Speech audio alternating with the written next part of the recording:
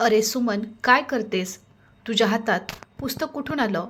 माझ्या मुलाचं पुस्तक बाजूला ठेव आणि जेवण बनवायला जा. उद्या तुझं लग्न होणार आहे, तर तुझा स्वयंपाकाचा दर्जा पाहूनच तुझे सासरचे लोक तुला त्यांच्या घरची सून बनवतील. तुझ्या शिक्षणाचा दर्जा बघून देणार नाहीत. हे ऐकताच सुमनच्या डोळ्यात अश्रू येऊ लागले. तिचे वडील तिला नेहमी सांगायचे की मेहनत करून अभ्यास कर, आणि शेवटच्या क्षणीसुद्धा ते म्हणायचे की तुला अभ्यास करून जीवनात काहीतरी बनायचे आहे. पण जेव्हा सुमन पुस्तकं वाचायची तेव्हा तिच्या काकूंना काय व्हायचे माहीत नाही. तिला खूप राग यायचा.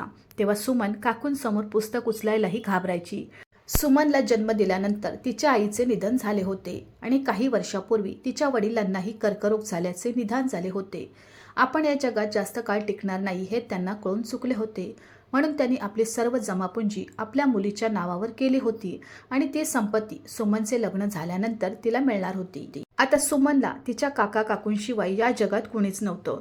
जेव्हा घरातील लोकांना कळले की सुमनच्या वाट्याला आलेले सगळे पैसे तिला लग्नानंतर दिले जाणार आहेत, तेव्हा त्या लोकांना खूप वाईट वाटले आणि सुमनने तिचं शिक्षण बंद केल्यावर त्यांनी तिला घरची कामे करायला लावली. सुमनला काहीच समजत नव्हते आणि तिच्या काका काकूनेही तिला सांसारिक गोष्टी शिकवल्या नाहीत किंवा तिला लिहिण्या वाचण्याची संधी दिली नाही. ती फक्त तिची 18 वर्ष पूर्ण होण्याची वाट पाहत होती. सुमन 18 वर्षाची होता तिच्यासाठी नातेसंबंध पाहिले जाऊ लागले. लग्नानंतर सर्व पैसे सुमनकडे जाणार हे तिच्या काका काकूंना चांगलंच माहीत होतं. पण तरीही ते मुलगा शोधत होते, कारण त्यांना असा परिवार शोधायचा होता जिथे सुमनला तिच्या वाट्याचे पैसे मिळाले तर त्यातला काही हिस्सा त्यांनाही मिळेल. आणि शेवटी असे कुटुंब त्यांना मिळाले. त्या मुलाचे नाव अजित होते.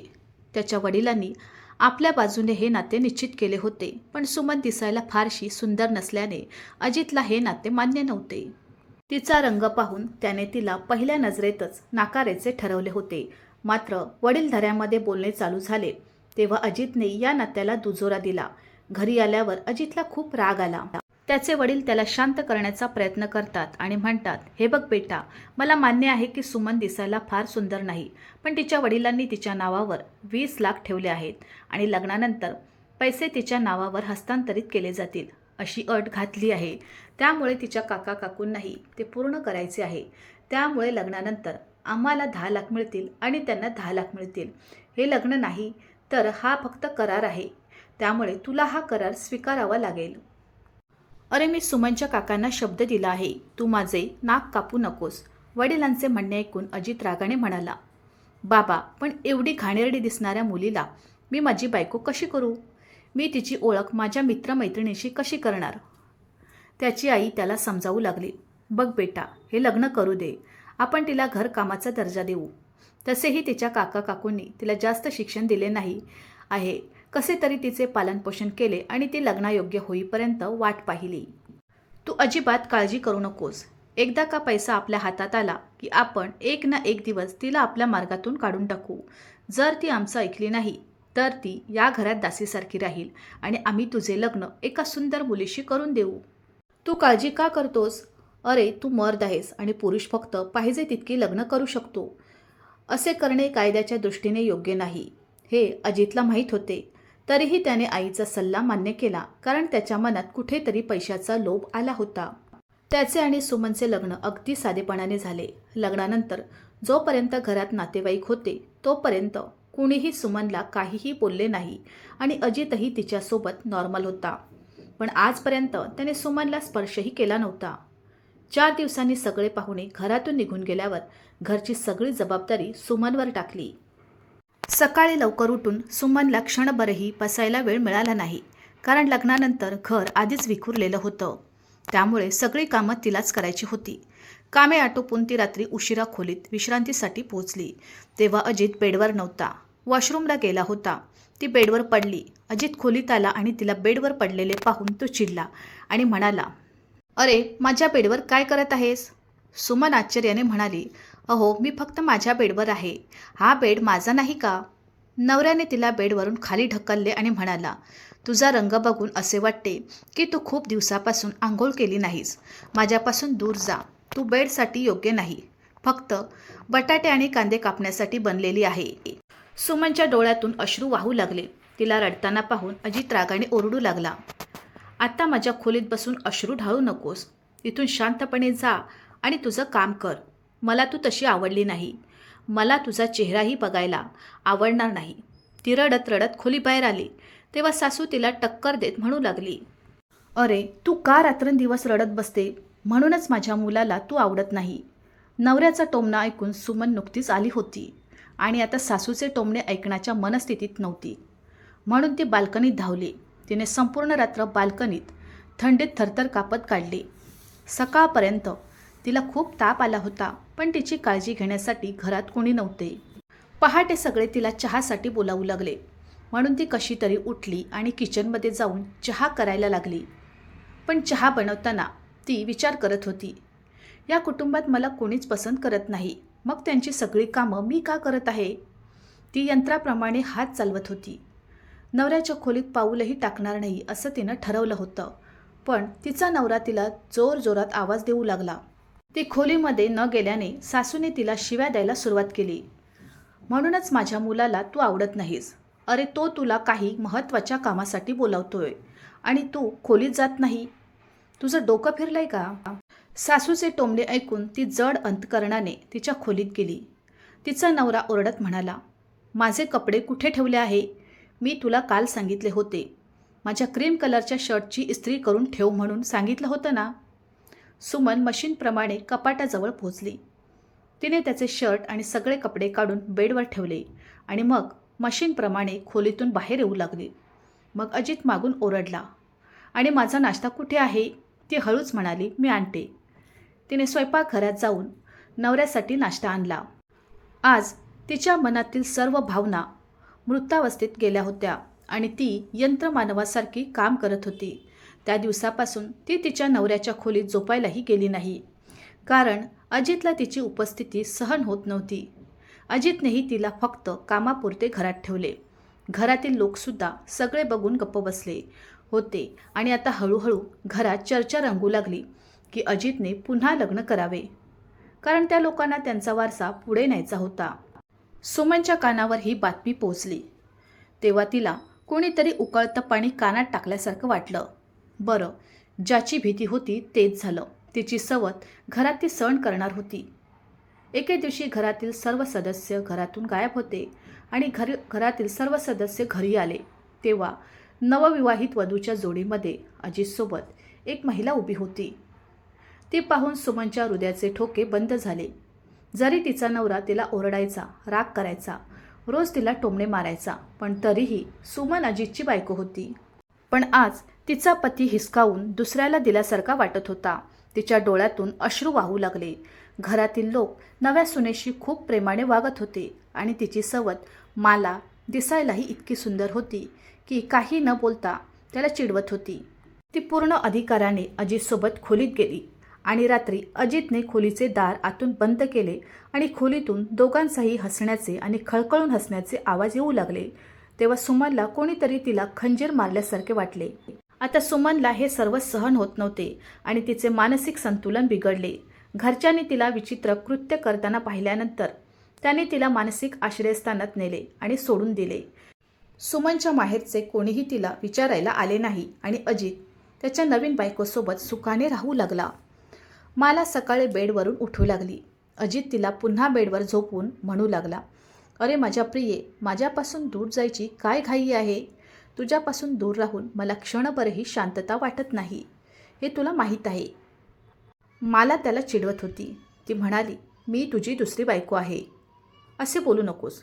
तुझी पहिली पसंती ती राजकुमारी सुमन होती, मला नव्हती. ओके? मला तुला चांगलंच माहीत आहे की ती माझी निवड नव्हती. माझ्या आईवडिलांनी तिला या घरची सून बनवली होती 10 लाख रुपयांसाठी. आणि बरं झालं तू माझ्याशी लग्न करून ती वेडी झाली आणि आज ती मानसिक आश्रयस्थानात आहे. आई वडिलांचे मानून मी तिच्या हक्काचे 10 लाख रुपये हिसकावले आणि मग तुझ्याशी लग्न केले आणि तुझ्यासारख्या सुंदर पत्नीचा नवरा झालो आणि आज माझ्या आयुष्यात कशाचीही कमतरता नाही. फक्त या घरामध्ये पुन्हा चेटकिणीचे नाव घेऊ नकोस. त्याला रागावलेले पाहून मला तिचे कान धरून आनंदाने हसत म्हणाले, सॉरी बाबा, आजपासून मी तिचे नाव घेणार नाही. आता तू आनंदी आहेस ना? अजितने तिला आपल्या मिठीत घेतले. अजित स्वतःला खूप भाग्यवान समजत होता. आता आपल्या आयुष्यात कोणतीही कमतरता नाही असे त्याला वाटले. पहिल्या बायकोच्या पैशावर दुसऱ्या बायकोसोबत आनंद लुटत होता. पण त्याला त्याच्या कृत्याची काय शिक्षा मिळणार होती त्याला माहीत नव्हते. सुमनच्या काका काकूने अजितच्या वडिलांशी आगाऊ बोलून तिच्या वाट्यातील मोठी रक्कम हडपण्यासाठी अशा मुलाशी सुमनचे लग्न लावून दिले, जी त्याला अजिबात शोभत नव्हती. सुमनचा रंग काळा होता, त्यामुळे अजितने तिला पाहण्यास नकार दिला. तडजोडीप्रमाणे त्यानेही लग्नाचे कटू घोट पाहिले. इकडे तिचे काका आणि काकू 10 लाख रुपयांमध्ये आनंदी होते आणि दुसऱ्या बाजूला अजित 10 लाख रुपयांमध्ये आनंद घेत होता. सुमनच्या काका काकूंनाही सुमनच्या संपत्तीचा आनंद फार काळ उपभोगता आला नाही. सुमनच्या काकांची प्रकृती ढासळू लागली. तपासाअंती त्यांना शेवटच्या स्टेजचा कॅन्सर असल्याचे निष्पन्न झाले. सर्व पैसे त्यांच्या उपचारावर खर्च झाले, पण तो जगू शकला नाही आणि विधवा झाल्यानंतर काकूंना तिच्या मुलांनी नाकारल्यामुळे वृद्धाश्रमात दिवस काढावे लागले. अजितला त्याहूनही वाईट शिक्षा झाली. अजितने सुमनला नकार दिला कारण तिचा लूक त्याच्यासाठी चांगला नव्हता. आता तो त्याची सुंदर पत्नी मालासोबत सगळीकडे फिरत असे. त्याने अभिमानाने आपल्या पत्नीची त्याच्या मित्रांशी ओळख करून दिली. एकदा अजितची तब्येत बरी वाटत नव्हती, त्यामुळे तो कार्यालयात गेला नाही. संध्याकाळपर्यंत त्याच्या चेहऱ्यावर खूप पिंपल्स दिसू लागले, पण त्याने फारसे लक्ष दिले नाही. दुसऱ्या दिवशी त्याची तब्येत आणखीनच बिघडली, म्हणून तो डॉक्टरांकडे गेला. डॉक्टरांनी त्याला औषध दिले, पण अर्ध्या दिवसानंतर त्याच्या चेहऱ्यावर छोटे छोटे पिंपल्स आले. डॉक्टरांना दाखवल्यावर त्या पुळ्या हळूहळू मोठ्या होऊ लागल्या, पण चेहऱ्यावर डाग तसेच राहिले. त्यामुळे त्याचा चेहरा खराब झाला. तो खूप औषधे घेत होता, पण एकही औषध काम करत नव्हते. आता आरशात स्वतःचा चेहरा बघून तो घाबरला होता. या सगळ्याचा परिणाम मालावरही होत होता. ती दिसायला खूप सुंदर होती आणि आता तिला तिच्या नवऱ्याची लाज वाटू लागली होती. ती आता त्याच्यासोबत कुठेही जायला कचरत होती, पण अजितला हे अजून कळले नव्हते. एकदा मालाच्या माहेरच्या घरी तिच्या भावाच्या लग्नाचा कार्यक्रम ठरला होता. अजितही मोठ्या उत्साहाने एंगेजमेंटला जायची तयारी करत होता. त्याने नवीन कपडे पण घेतले होते, पण ऑफिसमध्ये सुट्टीबद्दल बोलला होता. पण वेळेवर माला तिच्या माहेरच्या घरी जाण्यासाठी पॅक करत होती. तेव्हा ती अजितला म्हणाली, ऐक, आईबाबांची काळजी घे. मी तुझे सर्व कपडे कपाटात प्रेस करून ठेवले आहेत. मी लवकरच यायचा प्रयत्न करेन. हे ऐकून अजित हादरला आणि म्हणाला, मी का नाही येत तुझ्यासोबत? तू एकटी जात आहेस का? मला सामान बांधत असताना अचानक तिचे हात थांबले आणि ती हळूच म्हणाली, हो, मला एकटीला जायचे आहे. तुम्ही इथेच राहा. आई वडीलही इथे एकटे आहेत. त्यांची काळजी घ्या. अजितने कपाळावर हात मारला आणि सांगितले की आई वडील लहान मुले नाहीत, ते स्वतःची काळजी स्वतः घेऊ शकतात आणि मी माझ्या मेहुण्याच्या लग्नाला का जाऊ शकत नाही? मला पण कळू दे. आता मला चिडली. ती ओरडली, तुझा चेहरा पाहिला का? तू अजूनही माझ्याबरोबर कुठेही जाण्याच्या योग्य आहेस का? तू ही गोष्ट स्वतः समजू शकतोस ना? त्या विद्रूप सुमनची तुला लाज वाटायची. आज मला तुझी लाज वाटत आहे, म्हणून घरी आरामात राहा. तुला माझ्याबरोबर जाऊन लज्जित व्हायचे आहे का? माझ्या माहेरच्या घरी अनेक नातेवाईक येणार आहेत. तुझा चेहरा पाहून त्या सगळ्यांना काय वाटेल की मालामध्ये नक्कीच काहीतरी उणीव असेल. म्हणूनच तिने इतका विद्रूप मुलाशी लग्न केले आहे. मग तुझी आणि माझी इज्जत वाचवण्यासाठी तू इथे आरामात राहा. मी एकटीच घरी जाईन. पत्नीचे म्हणणे ऐकून अजितला खूप वाईट वाटले. त्याच्या डोक्यावर आभाळ कोसळले असे त्याला वाटले. एका क्षणी त्याने आपल्या पहिल्या पत्नीची अशी खिल्ली उडवली होती. तिला बेडवरून खाली फेकण्यात आले. त्याचे शब्द आज पुन्हा पुन्हा कानात गुंजत होते की आज तू अंथरुणावर झोपण्याच्या लायकीची नाही, फक्त बटाटे कांदे कापण्यासाठी बनलेली आहे. आज वेळेने पलटी मारून त्याला एवढ्या जोरात चपराक मारली होती की त्याचे बोलणे बंद झाले होते. आपण आपल्या पहिल्या पत्नी सुमनची ज्या प्रकारे गैरवर्तन करत आहे, तशीच त्याची दुसरी पत्नीही भविष्यात कधीतरी आपल्याशी गैरवर्तन करू शकते, असा विचारही त्याने केला नव्हता. माला खूप वेळापूर्वी खोलीतून बाहेर पडली आणि अजितला गप्प करून सोडले होते. त्याच्या डोळ्यातून अश्रू येत होते. त्याने आरशात चेहरा बघितला, मग पावडरचा डबा उचलून बाहेर काढला आणि जोरात मारला. क्षणार्धात आरशाचे तुकडे झाले, पण आरशाच्या तुकड्यांमध्ये त्याचा रागीट चेहरा त्याची चेष्टा करत आहे असे वाटत होते. त्याचे डोके दुखत होते. तो खोली सोडून बाहेर गेला. याआधी त्याला मालाच्या प्रेमात काही कमी दिसली नाही, पण आज मालाचं ऐकून त्याला असं वाटू लागलं की मालाचं त्याच्यावर प्रेम उरलंच नाही. त्या दिवसापासून मालासुद्धा उघडपणे त्याच्यापासून अंतर ठेवू लागली आणि अजितला मालाला हात लावायची हिंमत झाली नाही. काही वेळातच 6 महिने उलटून गेले. एके दिवशी अजित ऑफिसमधून घरी परत येत असताना त्याच्या एका मित्राने सांगितले, चल ना, शहरात नवीन चहाचे दुकान उघडले आहे. तिथला चहा खूप प्रसिद्ध आहे. मी तुला तिथे चहा प्यायला देतो. आज एवढ्या लवकर घरी जाऊन काय करणार, म्हणून तो त्याच्या मित्रासोबत गेला. पण एका गल्लीत शिरतात त्याला आश्चर्य वाटले, कारण माला एका माणसासोबत जुन्या घरात जात होती. त्याने मित्राला दुसरीकडे कुठेतरी जाण्याचे निमित्त केले आणि मित्राची सुटका करून घेत तो गुपचूप माला जात असलेल्या घराच्या मागे पोहोचला. त्याने मागच्या खिडकीतून डोकावलं तेव्हा आतल्या खोलीचे दृश्य पाहून त्याचे डोळे विस्फारले. त्याची सुंदर पत्नी माला दुसऱ्याच्या कुशीत होती. हे दृश्य पाहून अजित हादरला. तो पटकन त्या घराचा दरवाजा ठोठावू लागला. एक माणूस आला आणि दरवाजा उघडला. अजित रडत रडत आत शिरला. माला त्याला तिथे पाहून थक्क झाली. अजितने तिला जोरात चापट मारली आणि म्हणाला, चरित्रहीन कुठली, काय कमी केलं होतं तुझ्यासाठी की तू इथे या अनोळखी माणसासोबत अशी आहे. त्या बदल्यात मालानेही त्याला जोरदार चापट मारली आणि म्हणाली, मी तुझा तिरस्कार करते. तू तुझा चेहरा पाहिला नाही का? तू अजूनही माझ्यावर प्रेम करण्यास पात्र आहेस का? अजितचे डोके फिरले आणि रागाने तो घरातून बाहेर पडला. बाईकवर बसून तो भरधाव वेगाने रस्त्यावर गाडी चालवत होता आणि रागाच्या भरात त्याने चुकीचे वळण घेतल्यावर समोरून येणाऱ्या ट्रकला धडक दिली. अजितचा अपघात झाला. या अपघातात त्याने चालण्याची क्षमता गमावली होती. आता तो बेडवर निजून पडला होता. काही करूनही तो कुणाला काही हकीकत सांगू शकत नव्हता, कारण त्यात त्याला स्वतःची हार दिसत होती. आता त्याच्या आयुष्यात काहीच उरले नव्हते. सुमनकडून हिसकावलेले पैसे आता त्याच्या उपचारावर खर्च होत होते आणि त्याच्या आयुष्यातील सुख शांती त्याच्या आयुष्यापासून दूर गेली होती.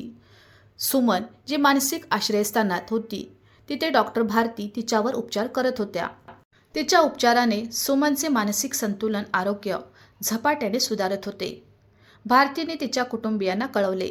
त्यानंतर कुटुंबीय म्हणाले, आता सुमनशी आमचा काहीही संबंध नाही.